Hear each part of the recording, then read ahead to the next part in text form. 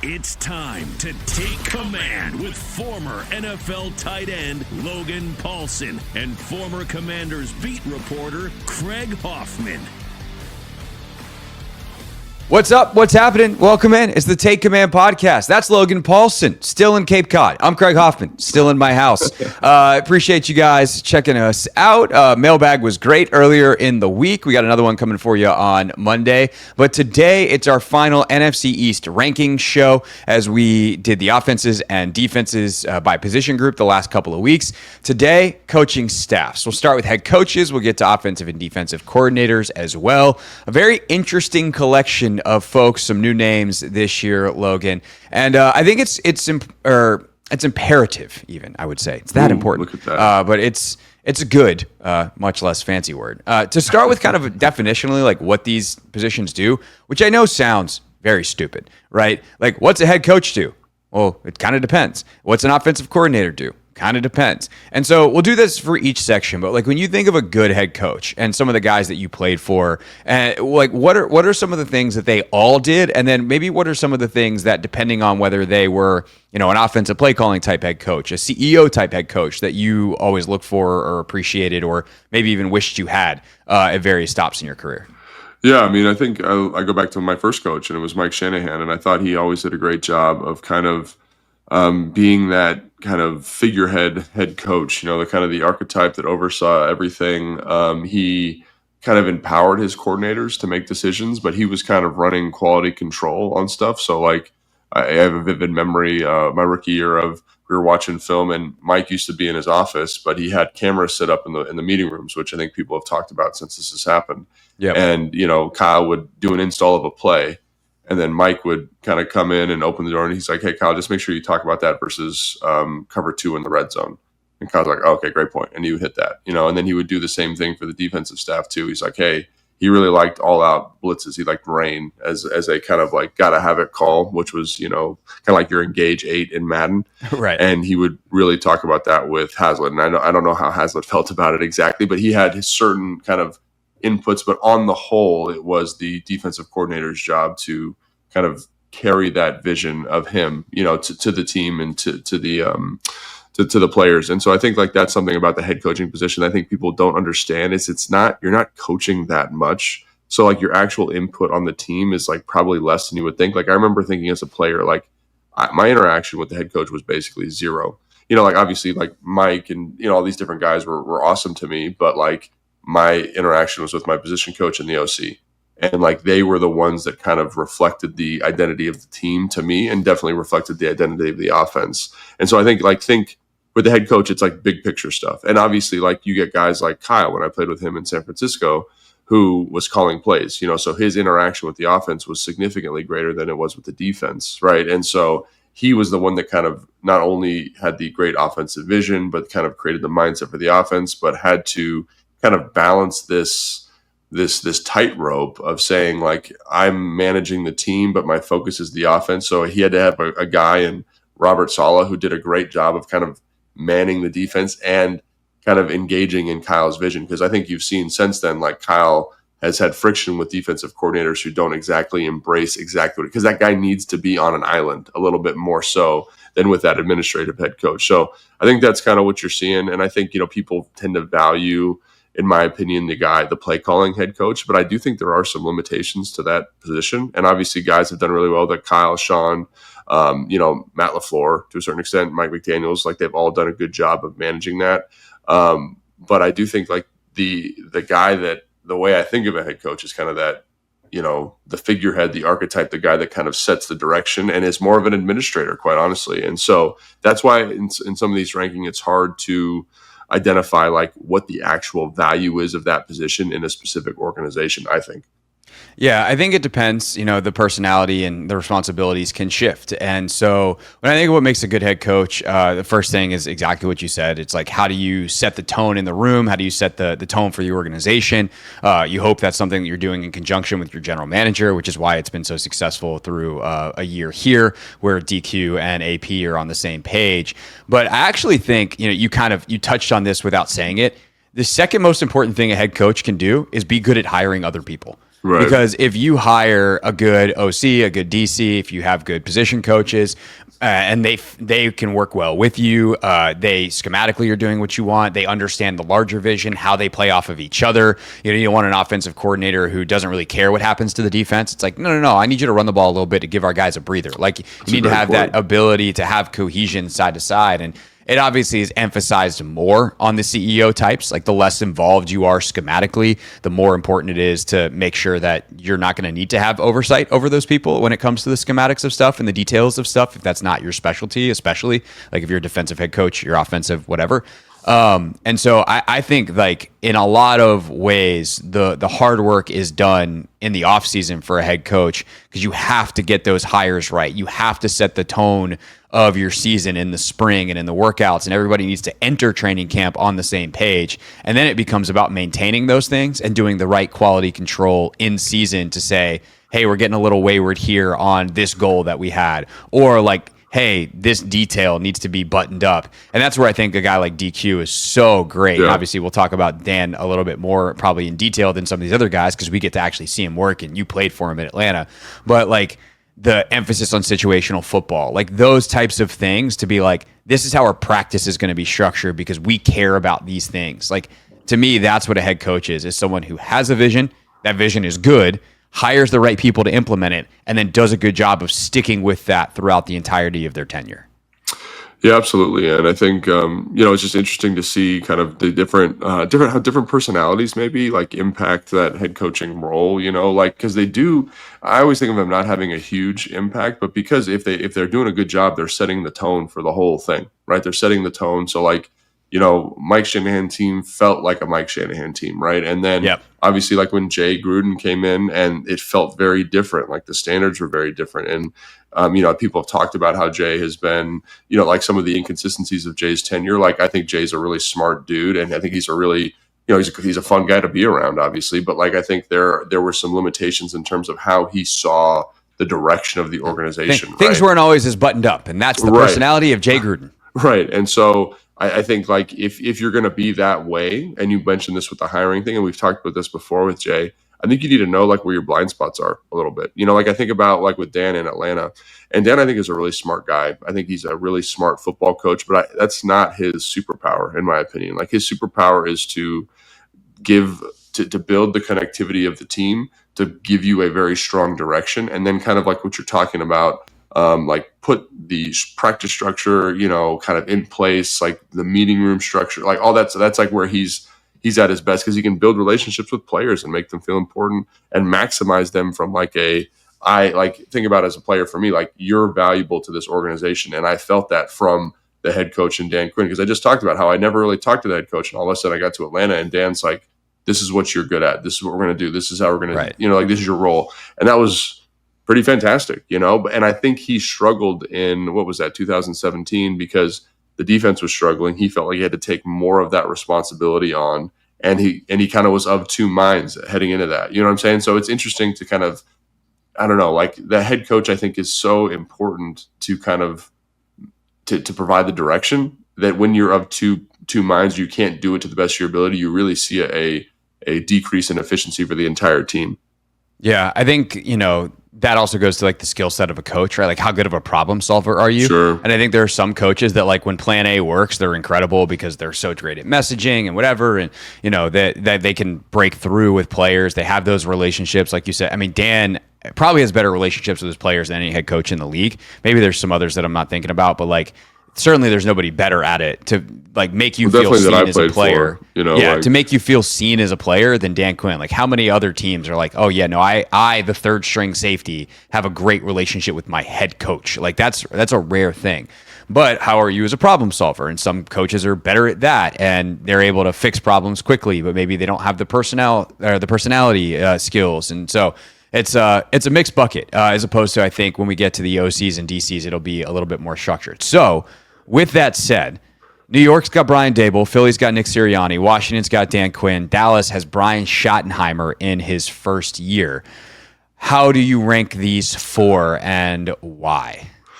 Yeah, I had a really hard time with the top two, in my opinion. And so I kind of said like Nick Sirianni's number one. And I think you brought up something about him that I thought was really interesting is like last year, you look at which was one of his best years as the Philadelphia head coach. Obviously, like he's had, it's like good year, brain drain, bad year, good year.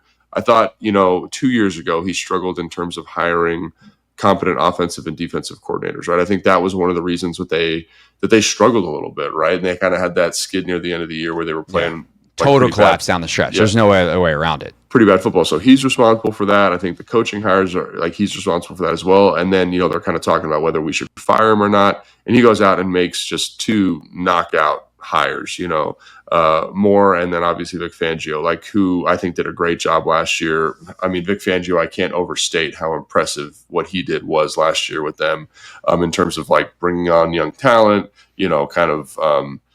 just getting them locked into his defense in a way that like I didn't think was possible in a year. So like obviously two fantastic hires. You kind of establish this identity offensively where it's like we are going to be hyper aggressive in terms of going forward on fourth down. You've cultivated the tush push. I don't know how like where he fits in terms of credit or blame for developing that play, but the idea of being hyper aggressive on fourth down, I think, is the direction the league is going, the direction good offense is going. It insulates your defense. All those things.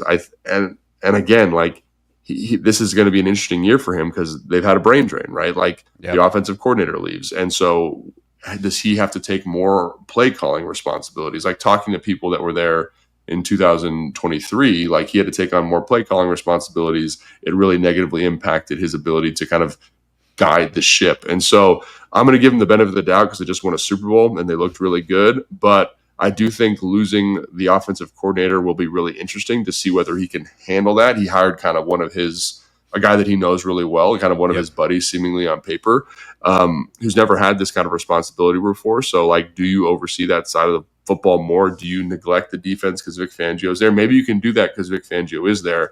But I just think like you can't undervalue like winning football games. Managing all the personalities there too is something that I think is important. Your AJ Browns, your Jalen Carters, like all those different guys. So I'm going to say he's number one, but to me, it's like in lockstep. Like if you said like flip a coin 50-50, you could, depending on time of day, it's between him and Dan Quinn. And we'll talk about Dan more extensively, but what do you think about Nick Sirianni being number one? I think eventually you just can't argue with the fact that he's won a bunch. Like clearly he's good at it. I think he's got like one of the best winning percentages in NFL history as a head coach. So what am I going to say? Here's what I would say. Howie Roseman has a big impact on what I was just about to say, man. And like that's the other thing is like, if I'm going to make the argument for Dan, not that Adam Peters isn't amazing, but like they work, I think, much more in conjunction together versus Howie is clearly in charge. Like I think Dan and Adam look at each other as like we're 1A, 1B, and we don't care who's who, but we're together. It doesn't matter. We're one together. Like Howie is one in Philadelphia. It is a very front office driven organization, both in that the most important factor in the team's success is the roster, and he helped build it, but he has also been involved in some of the coach hiring and some of the other things. So if you were telling me we are starting a 33rd team in the NFL, and these are my two options for head coach, I get to steal either Nick Sirianni or Dan Quinn, I would take Dan Quinn. I probably would too. But I also wouldn't be upset if I had to take Nick Sirianni.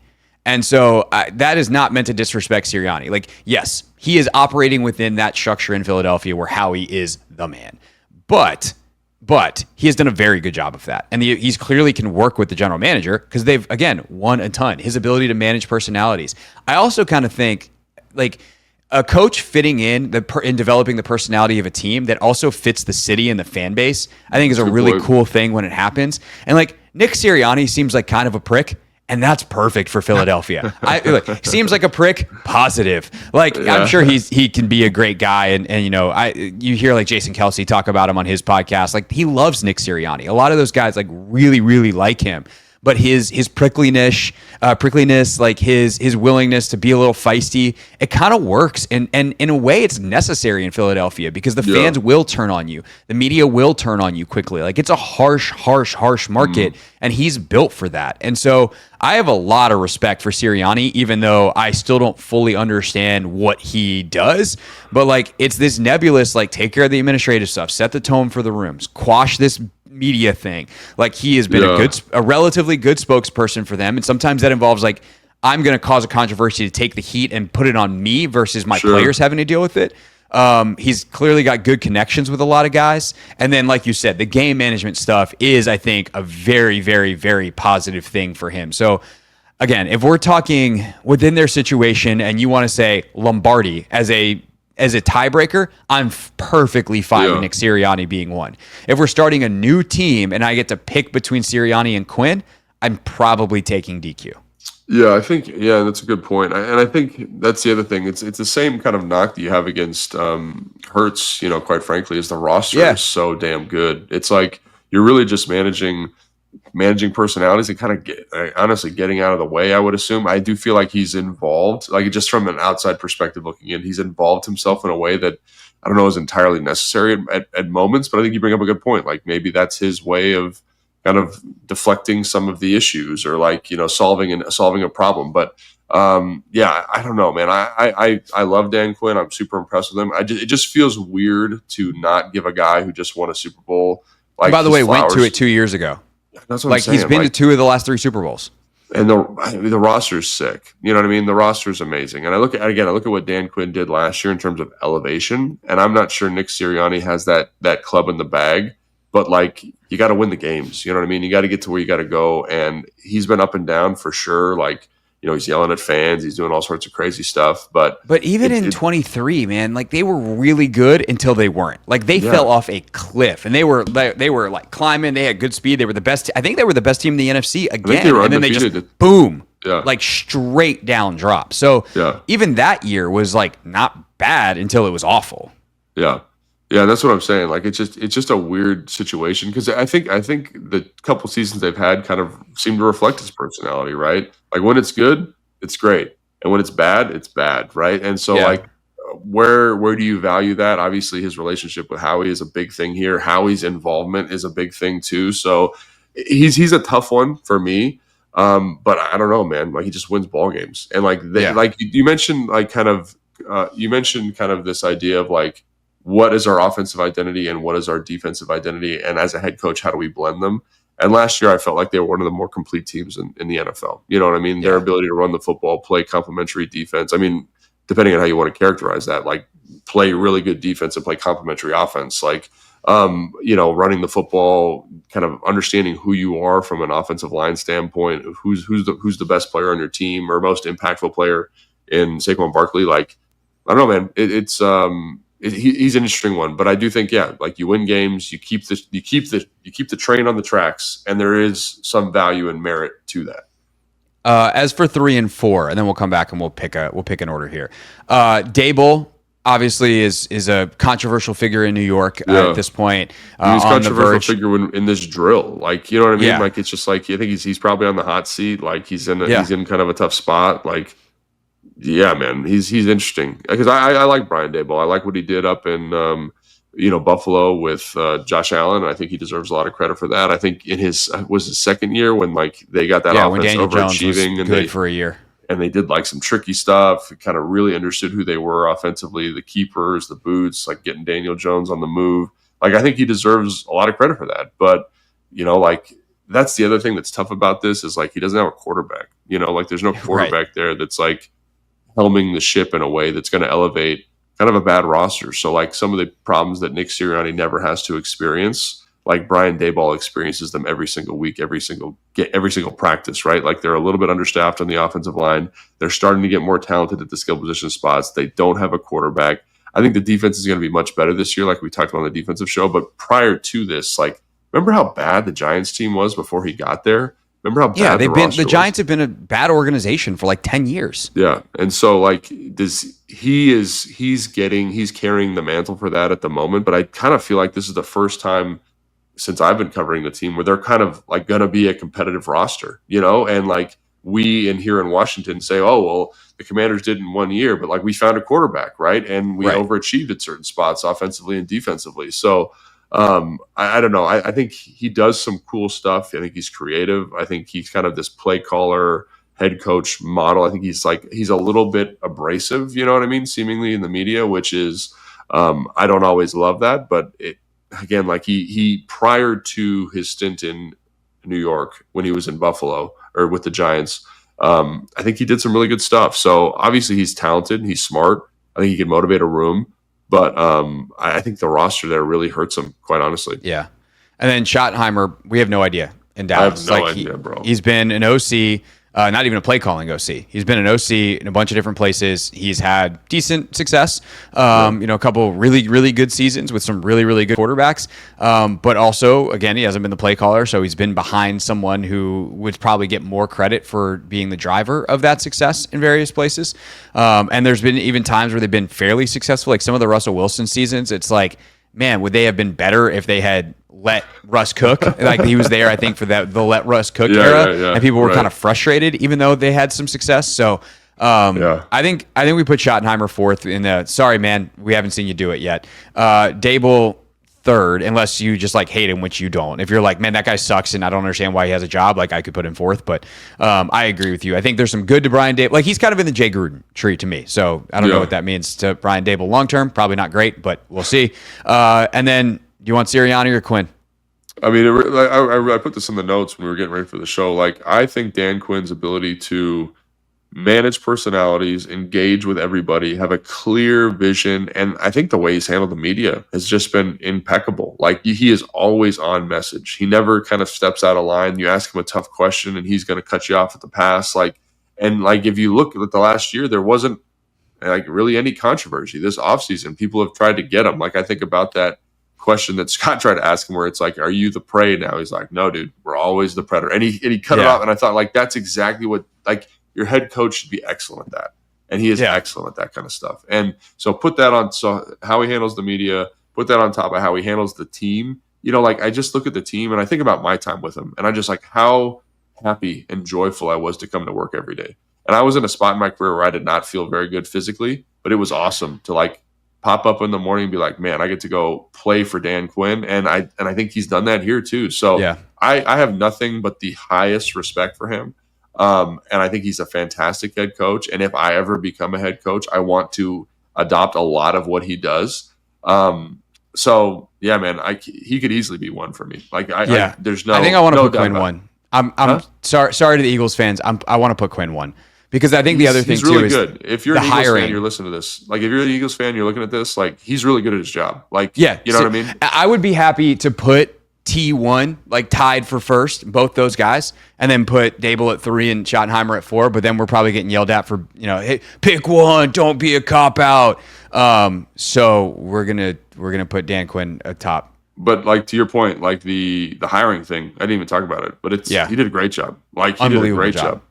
And Sirianni, because he's had the up and down hiring. Like, I know it's almost unfair because Quinn hasn't had to replace anybody yet. And the last time he did in Atlanta, like, that was kind of the downfall, right? Like, he didn't do a good job replacing Kyle. And there's eventually struggles on the defensive side. So, like, what happens if Cliff leaves? What happens if Joe leaves? But I think that they have built such a deep staff here. And this is, and again, not really fair to Sirianni, but, like, Quinn did the whole 360 review thing. Like, I don't think that's going to happen to him again. I think he got a lot better as a head coach, and he's going to make sure. And in fact, they've got people in the pipeline. Like, he's ready to go with the next guy. And so, I think I want to put Quinn 1, Sirianni 2, Dable, and then Schottenheimer. You good with that? Yeah, I'm totally fine with that. I mean, like, I don't know how you put him after not winning the Super Bowl, but like, I like Dan Quinn a lot. So they did make the NFC Championship game in year 1 with the rookie QB. That's pretty good. That's a great point. And I think that's another great point. Like, and I put that in the notes too, is like just his ability to elevate last year. Like, you saw how impactful that was. And again, like Jaden Daniels, Cliff Kingsbury, who deserves credit for that? It's probably an amalgamation or some type of weird vortex of all three of those guys. But dude, I think I have no problem with Dan, and I think he's a great head coach. I think he's one of the best in the league. And obviously, like, when they hired him, I was ecstatic. So, sorry, Nick. Sorry, Philly. Like, let us know how pissed you are. But, like, Dan Quinn's the man. So, you hate us anyway. It's fine. We'll get over it.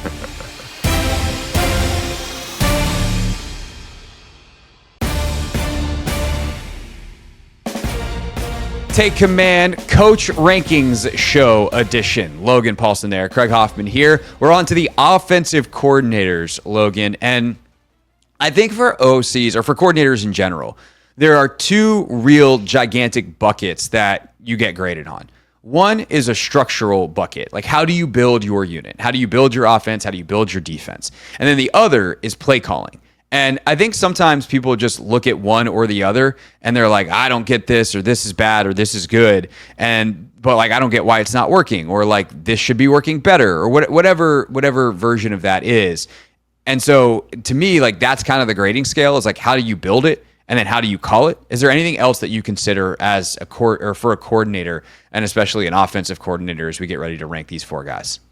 I think maybe this is kind of, I don't know, you might have said this, but like, just understanding who you are. And I think that's kind of what you're getting to there. Like who are my playmakers? Like, how do we get to them? Like, where are my strengths? Where are my weaknesses? I think that's a big part of being a good OC, and like being a good problem solver. You know, like everyone talks about what makes Kyle, what makes Sean good. Like, think about the evolution that Sean's undergone, you know, and how he's changed the offense to fit Matthew Stafford and fit the offensive line.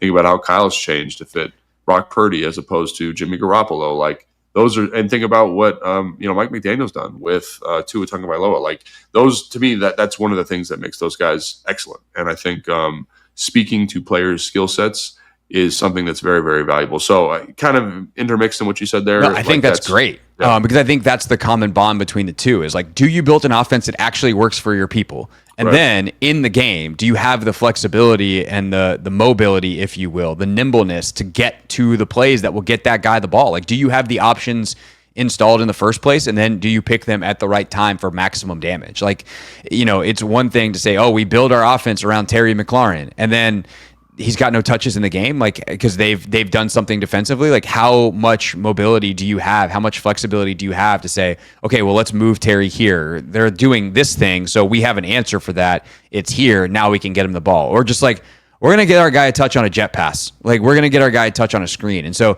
it starts during the week and during the offseason of these installs and saying, okay, we're going to take. And I think now, especially in the NFL, like, offenses are more hybrid than ever. There's not as many pure West Coast or pure air raid. Like, the best offenses are taking little pieces. Like, they probably are majoring in one of those things, or there's a base of one of those things, but then they're taking smart elements from other places in the league and kind of creating this amalgamation of stuff. And I think Cliff has done an amazing job of that. I think Sean has taken some stuff. You know, you go the back and forth between the zone and the gap scheme and this and that. Sometimes you're in shotgun more. Sometimes you're under center more. It's just, what can our guys handle, and what's going to be the best solution, and how do I teach it at a level that my players execute at a high level? And I guess that would be the third thing, like, how good of a teacher are you? But then the deployment on game days. I think a lot of it comes down to like, oh, the play calling. And it's like, sometimes the problem wasn't actually in the game. Sometimes the problem happened before the game. And so I think someone with an eye like yours can probably tell the difference in some of those things. I think it's just like, you bring up a great point. Like, Brian Billick, he said this, he had that coaching conference that I watched a couple of years ago. And one of the things that he said was like, anything that I come up with in the moment on game day is going to be way worse than something that I thought of Wednesday in the air conditioning of my office. Right. And I think there's a great point to that. And so, like, it was as though the game plan was terrible. To me, you didn't handle the week of prep very well. And I think when you look at some of the best offensive coordinators, like, I think about, again, having worked with Kyle, having worked with Sean, having worked with Mike, like, those dudes prep out of their minds, right? And in the week. So when you're in the game, you know the looks you're going to see. You know why he's calling this play. Like, and I think that's where special offensive coordinators are, right? Is that they put it in the supercomputer. They run, kind of those war games ahead of time. They kind of say, if they do this, then this, and it's not in the context of what play I'm going to call, although they do that. It's also like, if I call this play, what's the worst thing that could happen? Why do I want to call it? Then what's the worst thing that can happen? I think fans don't think about that. Is you're prepping every play for, what if I get all out pressure here? Like, what's the quarterback's response? Do we have to check to something? And that's what differentiates quarterbacks or offensive coordinators, in my opinion, is that ability to kind of say, this is why we're calling it. This is why I want to call it. But what if the defense does this? Are the guys ready for this look potentially? So yeah. So if we have that as context, as a baseline, how do you rank up Cliff Kingsbury, obviously with Washington, and then I guess 2 new guys, and then Mike Kafka is an interesting guy because he kind of works in conjunction with Dable. So you have Cliff, who's in charge of the offense. Like Cliff is the guy in charge here in DC. And then you have Mike Kafka, who works in conjunction with Dable. You have Kevin Patullo, who is now the Eagles offensive coordinator. He has been with Sirianni since the Indianapolis days and has been their passing game coordinator the last couple of years. He was also the associate head coach last season, 2 years ago, 2023, 2024. And then I think they gave that title to Fangio. And then Clayton Adams is the offensive coordinator in Dallas. And he has a very interesting background. Guy who's an O-line and tight ends coach, and now is going to be taking on the OC duties with Brian Schottenheimer, who has the passing game background, right? So if you think of a guy who's a former O-line coach and tight ends coach, more of kind of the running game blocking elements, Schottenheimer is a guy that has worked with quarterbacks a lot in his career. So they're, in a way, kind of a duo. And then they also have Ken Dorsey on staff, who has a ton of experience as a passing game coordinator at Carolina, Buffalo, and a couple of other places. So any other people you want to note, any other things you want to note, or want to dive right into the rankings? I think we just dive right in. And to me, this is like it's kind of a one-horse race. It's like Secretariat, like when he won and he's like the only one in the shot. It's Cliff Kingsbury. And I cannot overstate how impressed I was with how he prepped stuff, how he called games, how we maximized playmakers last year. And again, there's a little bit of statistical variance that he's riding in terms of 4th down conversion, Jaden Daniels' completion percentage, kind of the extreme version of the explosive play percentage, right? Like they were 3 in the NFL in explosive plays over 50 yards. Like, you know what I mean? Like that all of those things are going to regress to the mean. And I think, we talk about Adam and the front office's role, understanding of like getting these offensive linemen here, getting more playmakers as ways to offset some of that statistical variance, which I think is great.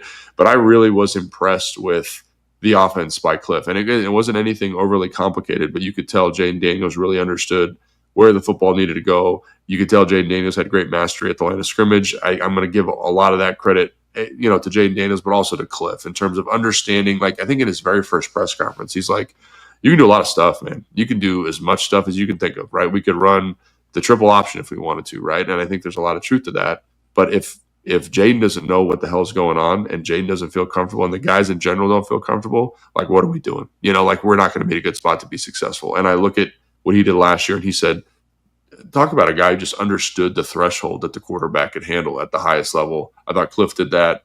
Again, kind of, you mentioned it, like blending in elements of the spread, like RPO, zone read, like just making the offense varied enough to make it challenging for defenses. And obviously you have a quarterback, so it's going to look much better. So like that's something that's important to note here too.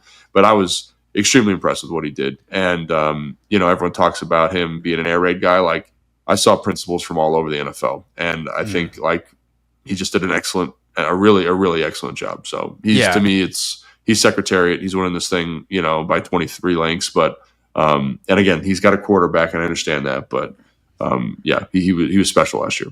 Yeah. I think it's interesting because I 100% agree. Let me say that first. Like, I think Cliff is the best OC in the division. I think Cliff is, quickly put himself in the mix to be one of the better OCs in the entire league. We've never seen him be an OC in the NFL before because when he was in the NFL previously, it was as a head coach. And so now that he can just focus on offense, it's like, oh, that's why he skipped this step. That's why he went from college head coach to NFL head coach. Like, he really is one of those guys. And I think people kind of question that going into last year. It's like, oh, is he just traditionally good looking and has a really deep voice and people like him a lot because they think he's cool? Or like, he does have a very deep voice. Yeah. And like, oh, he with Patrick Mahomes and like, so that's cool.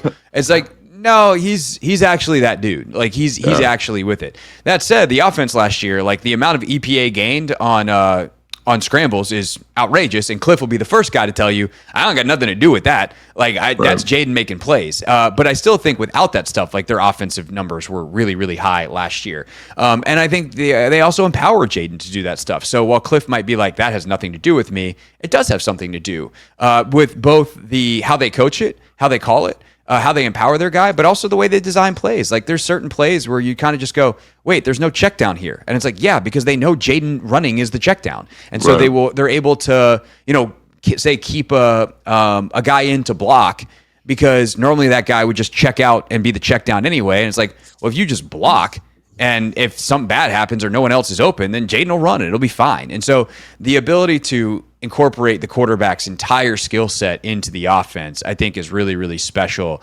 even if we know that that is a bit of a cheat code to have the quarterback's entire skill set being the skill set of Jaden Daniels, as wide and varied and excellent of a skill set as there is for any quarterback in the league.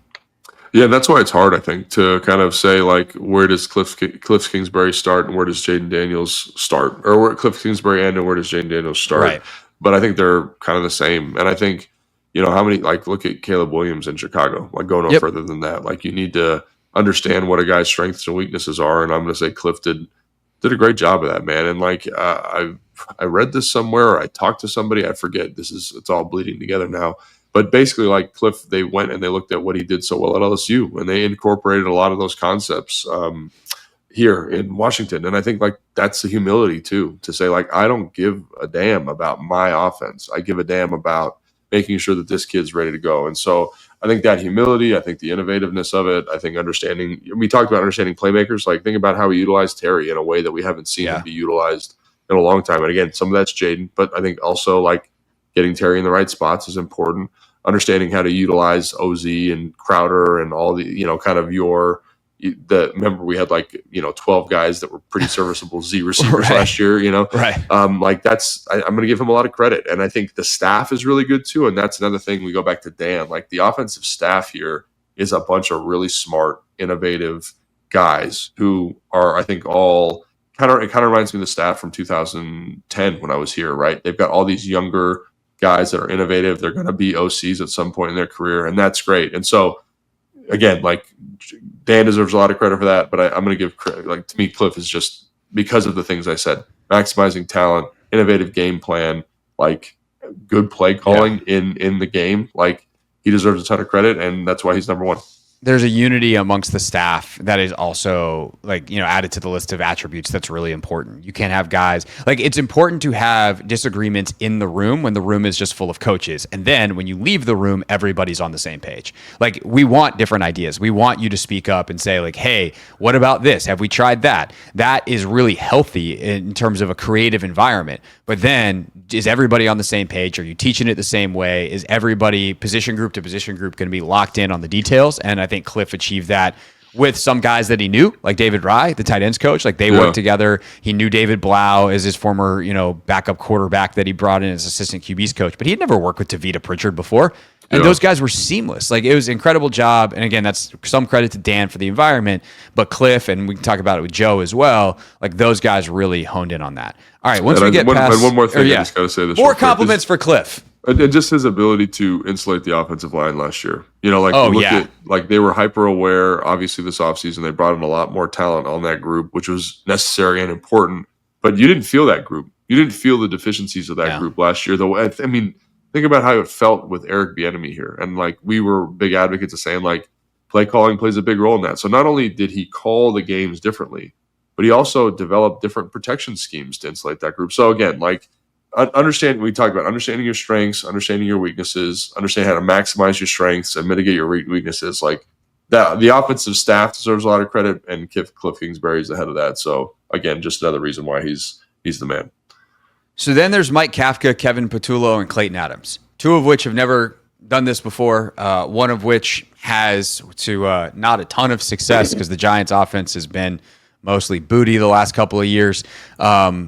That said, I feel like when we watch them on tape, it's like, oh, they're trying to do nice stuff. They just don't have the players to execute it. So what do we do with Patullo, Adams, and Kafka? I mean, so I like Mike Kafka. I like elements of what he's done over the course of his time. Again, I go back to 2023. Like, the way they were able to make that group look serviceable and make a push in the playoffs, like, I don't know who's getting the credit there, Dayball or him, and I know that was 2 years ago, but that was like a master stroke, quite literally. Like, they were really leading into the defense, like high variance football, where they had what's his name, the defensive coordinator who blitzes all the time. Wink Martindale. Yeah, Wink Martindale, and like, so they were kind of riding that variance train. They were playing really conservative offensively. They were getting their explosive plays from Saquon Barkley. Like, they were walking a razor's edge, but the offensive design was great. And I look at last year, even, like, your ability to get two players over 90 receptions is kind of unbelievable. Like understanding like Malik Neighbors is a beast, right? Wan'Dale Robinson's a good slot player. And so like I'm going to find ways to formation, motion, isolation basketball, get those dudes to football when the quarterback play was rough. Like even the run scheme last year at times, I was like, this is good. Yeah, like Tyrone Tracy had a good year. Like I remember watching the Pittsburgh game, getting ready for our second Giants game, and I was like, they formation this where the Steelers don't have a secondary run support player. So they were in like a trips formation with a nub tight end, and they were like rotating to the trips, and they were running kind of like I think it was like a tight zone to the three receiver side, then cutting it back.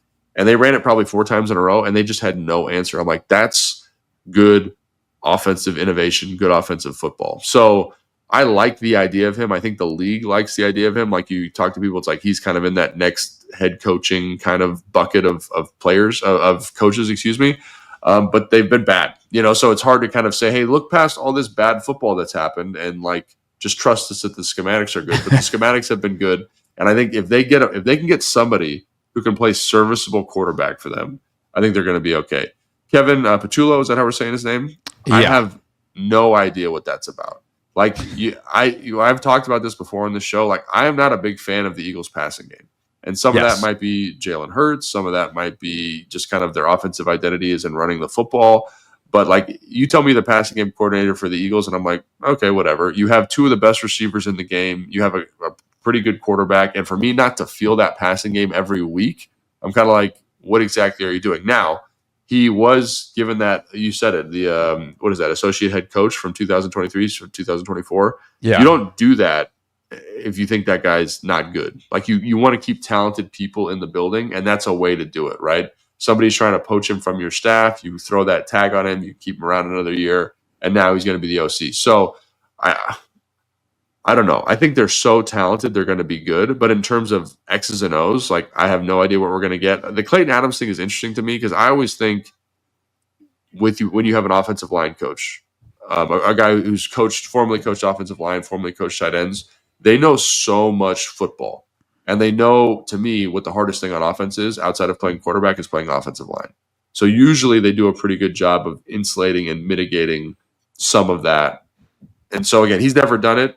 Kevin's never done it. Flip a coin there, which way you want to go. I'm going to go Mike Kafka too, just because I've seen some smart stuff from him, and whether that's Dayball or him, I have no idea.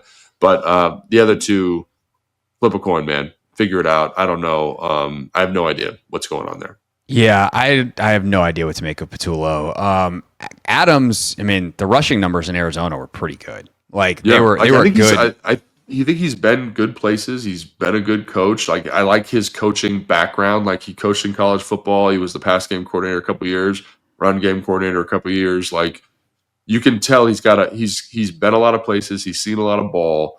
I like that. If I'm as the hire, like initially I was like, who the heck is this guy? And then I kind of read about his background. Again, I like O-line coaches. I mean, who's the OC up in Green Bay? Obviously, LaFleur calls the plays, but he's a former O-line guy.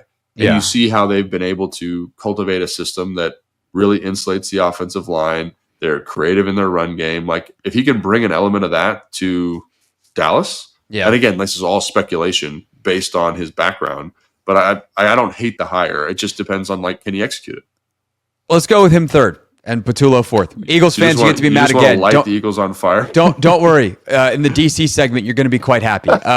Let's go Adams fourth. But it's like, what does Sirianni do? I don't know. And then they hired a guy who works under him. And again, maybe it just, and again, like the team is so good, like it's going to be hard to mess it up. But I just don't know. But they haven't messed it up.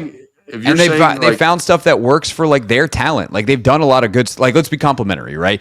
Their two best guys are their outside guys. They get them the ball at the highest rate of any two outside guys in the NFL. Jalen Hurts has certain holes in his game. They just avoid them. Now they can do that in part because of the talent, but they also like found ways to do it. And so credit to them as the passing game coordinator Kevin Patullo has been since 2021.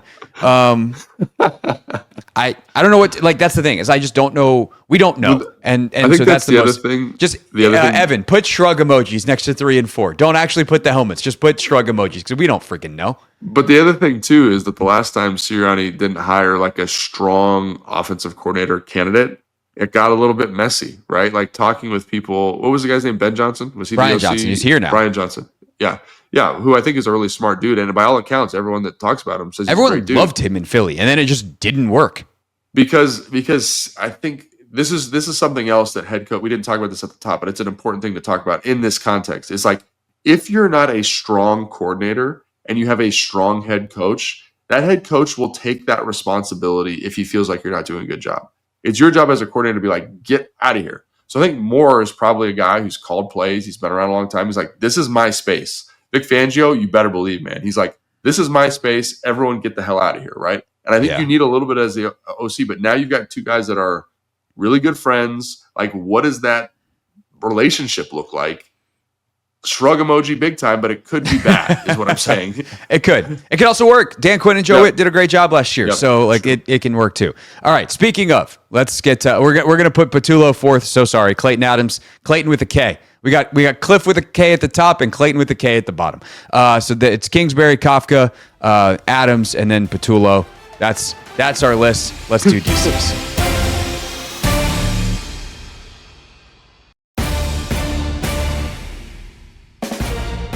Wrapping up here on Take Command, that's Logan Paulson. I am Craig Hoffman, and we will now rank the defensive coordinators in the NFC East. And we've obviously, like everything we said about OCs in terms of structure and play calling and that kind of stuff, it all is true for DCs as well. Is there anything specific to the defensive coordinator spot that we think we should add as a premise here, or do we just get straight into putting Vic Fangio first and having Eagles fans not be mad at us? Yeah. I think so. What I would say is like the one difference is like with defense is you're coaching like a coverage. Like think cover 4 for Vic Fangio, just as an example. Right. And you got to coach cover 4 versus every offensive look. And so that ability to kind of troubleshoot your defense and know where the holes are, I think is a big deal for this side of the ball in a different way than it is for the offense. Like offense, I always think is a little bit more aggressive. You're attacking a little bit more here. You're a little bit more reactive. But how do I coach it so that the guys aren't reactive, that they're attacking in every situation? And quite frankly, Vic Fangio maybe was the best guy in the league at that last year. Like, and again, like they're hyper talented on that side of the football, so he could do what he wanted to do. But I have not seen a defense that good probably since like Baltimore. You know what I mean? When I was playing against them, like back in 2010, and they were really good in 2008 or whatever that was. So like they were just that good. Like the ball, the way he played, you know, all the underneath hook players, the way they were able to rally to stuff, take away throwing windows, the way they just knew the defense, the way they were able to create pressure with 4, like, dude, it was a sick defense. And they were not that good the year before. Do you remember that? They were like kind of middle of the road. Yeah, I think Gannon left, and then it was not good. In the same way that Steichen left, and it wasn't very good, and they fell apart at the end. Yeah, and they were fantastic last year. Like, and the only thing that changed really was him. And well, it was him. Then they took Cooper and Mitchell, and they got better corner play. But they still had like decent talent at those positions the year before. I mean, Avonte Maddox was considered one of the better nickels in the league, and he was hurt quite a bit. And I do think part of the, if I'm remembering correctly, the demise of the Eagles in 23 happened with a Maddox injury. But then they also had, was it Bradbury, who they replaced with a rookie in Kenyon Mitchell. And I think that's the thing that's so impressive about Fangio. One thing that we didn't necessarily talk about it as much with the OCs, but is so important. We talked around it though, is the teaching element. Like how well do you teach what you want? Is there clarity for the players that allows them to play fast and play aggressive? And to get that out of a pretty young group with a defense that's widely seen as pretty complex, like that's an unbelievable job by Fangio and his staff. Yeah, no, I think that's exactly right. So that, to me, that's why he's won, and like definitively won. Like he might be the best defensive coordinator in the NFL, at least recent NFL history. Like, and he showed it last year. Now, can he keep it going? I've heard he kind of can be a tough coach, you know, and so guys get a little bit, you know, he wears out his voice. Yeah. But like last year, you cannot argue with the results, and he's, and his pedigree and his history of being good is you know, that's why he's number one. So. Yeah, no doubt about it. He is the defining coach defensively of this era of football. Like a lot of the other successful DCs are either direct descendants, if you will, of Vic Fangio. They worked for him and took the defense and made it their own. There are also plenty of other guys that have taken a ton of inspiration from what he's done with the match stuff. And, he is, again, like Monty Kiffin, who we'll talk about a little bit more in a second because Matt Eberflus comes from that tree. Monty Kiffin, I feel like, was a defining guy in like the early 2000s when he was with the Bucks through like the early 2010s, like kind of your start in the league, that cover 2, Tampa 2 type of stuff. Dan in some ways is a defining guy for that next era of the cover 3 era of football in the 2010s through the early 2020s. And, then it kind of became this match stuff, and Fangio is the guy for that. Going back to his days in Denver, you talk about great defenses, what they had, and that Denver team that won the Super Bowl over Seattle is just absolutely, Denver team that won over Carolina that just absolutely was just suffocating defensively. So definitely Fangio is number 1. Then you get into 3 guys who I think like we have a big, I don't know, shrug, like we've never seen it, or in Kafka's case, like we've seen some good stuff, but like overall hasn't been good roster. Yeah. Dude, these 3 other defensive coordinators, like they're really good and they have a pretty good track record of results. Like, Joe, somewhat limited by roster last year, but I think most people see him as like did a solid job and got better as he went. I think that's a thing that's also worth remembering. Like Witt is a defensive play caller, still pretty young in his career, and I think he got better and better as the year went. Shane Bowen, we talked about him obviously when we faced the Giants. We talked about him in this show last year as a guy that's had some success in Tennessee and other places. And I know you were pretty impressed by what he did last year schematically, even if it's got some shortcomings. And then I know it's easy to make fun of Matt Eberflus because of how he was as a head coach in Chicago, and I've certainly done it. But man, can that dude coach defense. Like their defense in Indianapolis when he was there was really good. He was a really big part of the Dallas staff with Monty Kiffin. And in many ways, as Monty got older, like Eberflus took on more and more at the end in Dallas. That's when I was still working there. And he was so highly thought of there. And then he's now back as the DC. But even in Chicago when he was the head coach, like their defenses were sick. They had some really, really good stuff. And it's just the offense was such a nightmare, and everything else of how the team was handled was a dumpster fire. And so it undid really good defense. But I think Eberflus is an excellent DC, and I'm curious to see how it plays out with the talent that they have in Dallas. Yeah, me too. And again, like I think it's one thing I'm probably going to dock him a little bit just from my experience with guys who've been head coaches for a while and then come back to being a coordinator is they kind of lose some of the X's and O's. We talked about how like, the head coach is more of an administrative role and they lose some of that like technical X's and O's detail. And we'll see. Cause I don't know, like I think he's a smart dude. I like his defenses. It's a little bit more conservative defense. Same thing with Shane Bowen. Like both guys a little bit more conservative on first and second down. And so it really kind of comes down to like stylistically, like what you're looking for. Like Shane Bowen, a little bit more quarters, a little bit more 6, like kind of light box, get down in there with the safeties as run support players. Been really big bend but don't break guy. I think you see that in his last year in Tennessee, where they were number 1 in red zone scoring offense. Like that's crazy. You know what I'm saying? Like to have that kind of production, really, really effective defense. And over his time in Tennessee, they were the number 1 team against the run, which is kind of mind blowing to think about at that time. Again, it's not gonna like blow your socks off, but I think he's just like it's like a well coached group when you watch them. Like they just know what they're doing. They're kind of lined up in the right spot. And I'm just reminded of like how difficult it can be in year 1 to be productive and effective because guys are still figuring the system out. Again, that speaks to how good Vic Fangio was. But I think they're going to be a lot better this year. Shane Bowen, right? And then Joe Witt Jr. is kind of the outlier of the Shane Bowen, Matt Eberflus setup because Joe Witt Jr. Not a conservative approach. No, and I kind of like that. I kind of like that he's aggressive. I kind of like that he's willing to kind of take the fight to you. And I think he also really understood, at least to my eye, like some of the limitations. We talked about that, like coaching around your limitations. He's like, this is my identity.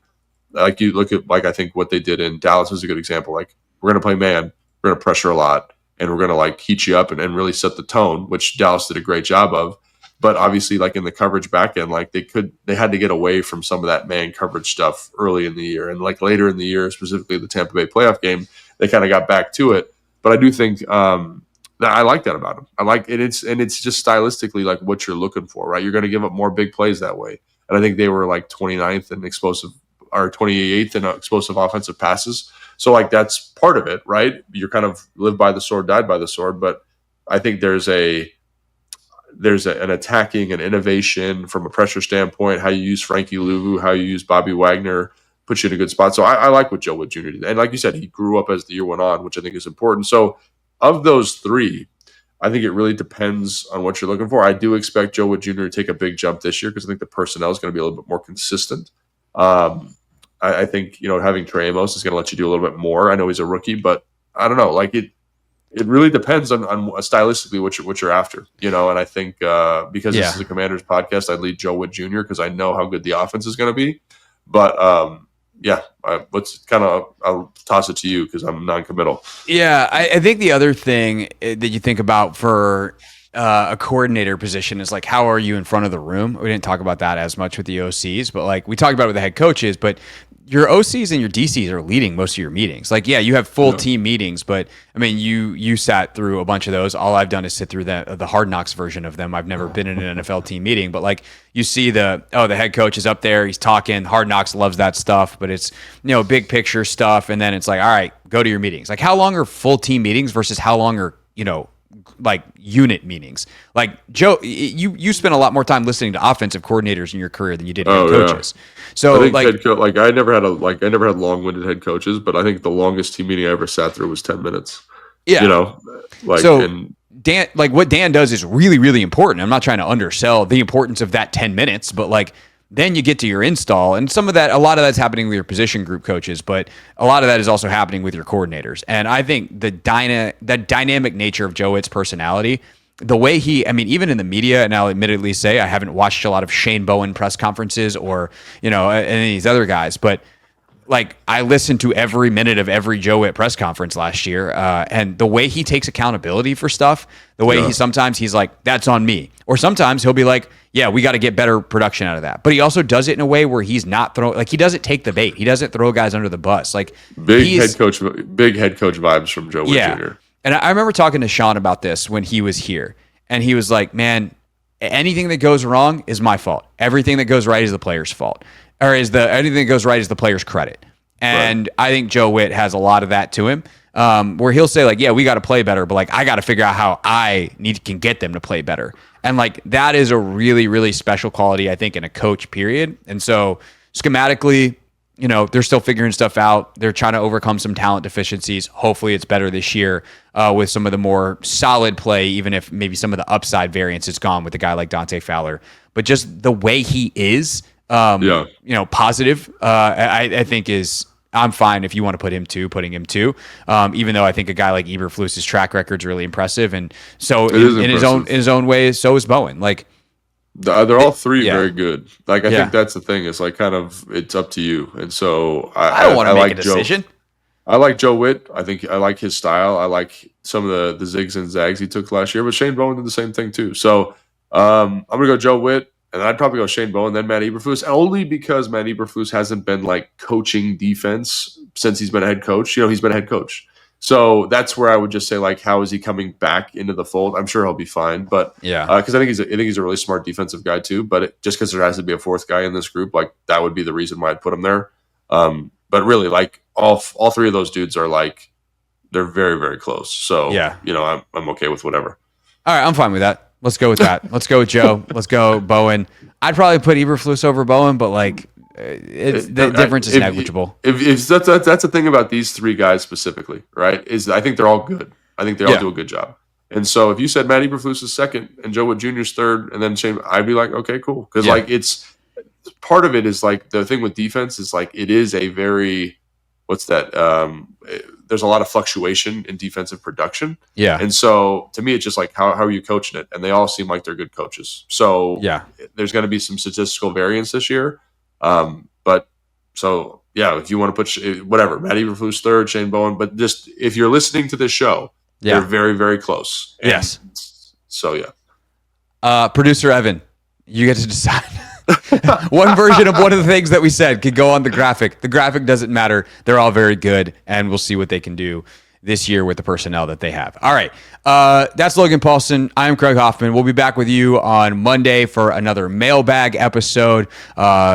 So yeah, enjoy your 4th of July weekend. We have a bunch of questions, but if yours is really good and you send it now, maybe we'll put it to the top of the barrel. So HoffmanShow.com, or you can hit us on Instagram at Hoffman.sports or Logan_Paulson82, and we'll see you Monday. Have a great weekend. Thanks for watching and listening to Take Command.